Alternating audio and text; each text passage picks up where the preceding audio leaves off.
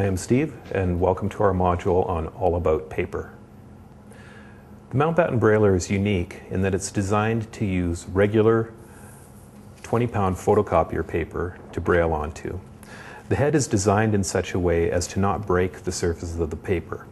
If you've ever used regular photocopy paper in a brailler such as a Perkins brailler, you'll find that the head of the Perkins will break the surface of the paper, and as soon as you read across the paper, those dots will fall and become unreadable. The Mountbatten was designed to take photocopy paper because in many parts of the world, braille paper is difficult or impossible to find. When you're using regular photocopy paper with the Mountbatten, you'll find that the braille will last for pretty much as long as you need it to in any kind of educational environment. The only time you would want to use heavier paper than regular paper would be if you're planning on storing the braille for a long period of time, such as a period of years. The other advantage to using regular paper in the Mountbatten is that it doesn't have to strike the paper as hard in order to make the braille dot. Thus, you can reduce the amount of noise in the classroom by using regular paper.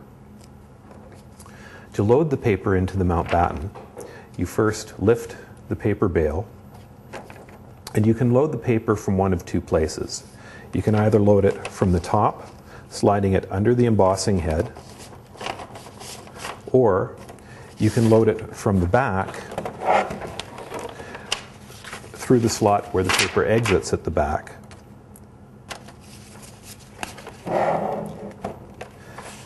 And it will come out the top under the embossing head. You need to make sure that the paper goes underneath the rubber rollers, as it's these rollers that pinch down on the lower roller and actually feed the paper through. So you need to first make sure it's under the roller on the left, and then slide your paper guide on the right in so that the other roller is over top of the paper. I find the easiest place to line it up so it's square is on the back of the silver bar. Just slide the paper up to that edge, square it up nicely along that edge, make sure the guide on the right is in place, and then lower the paper bale. If you forget and leave the right paper guide too far off to the right, when you first turn on the unit, the head will travel across to determine the width of the paper, and when it comes back it will catch the edge of the paper, often causing the head to jam. It will also not know how long the paper is, and it will actually allow you to braille off past the paper, and you'll end up with information that will be off the page. So it's very important to make sure Paper lever up. that right paper guide is properly in place on the paper. Okay.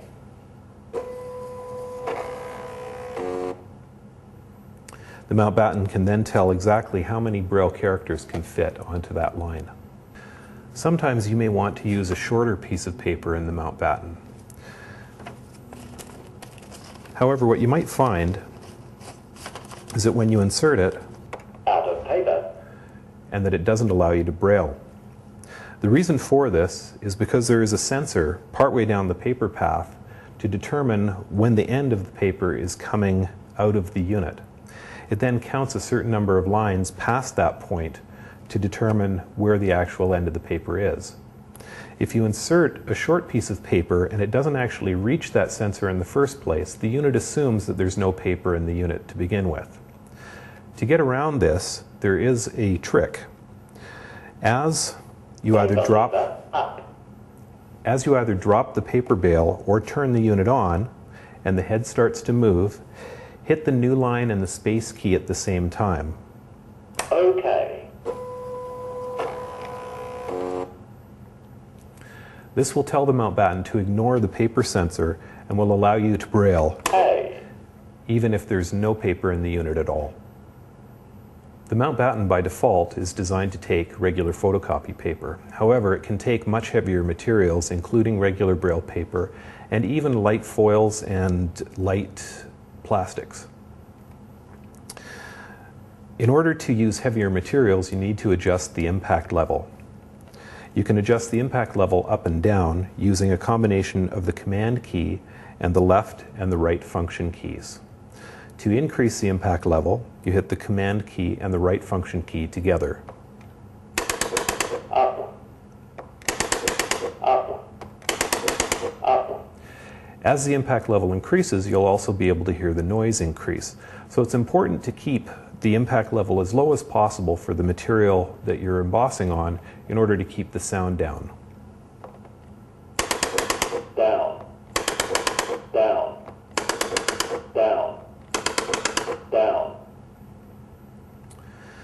If you're using heavier materials than Braille paper, you may want to turn on a multi-strike feature, which will actually strike every dot for the Braille cell up to 4 times. To do this, you issue the command MS for multi-strike, a space, and then a number between 1 and 4 to indicate the number of times you want it to strike the paper. And that concludes our module all about paper.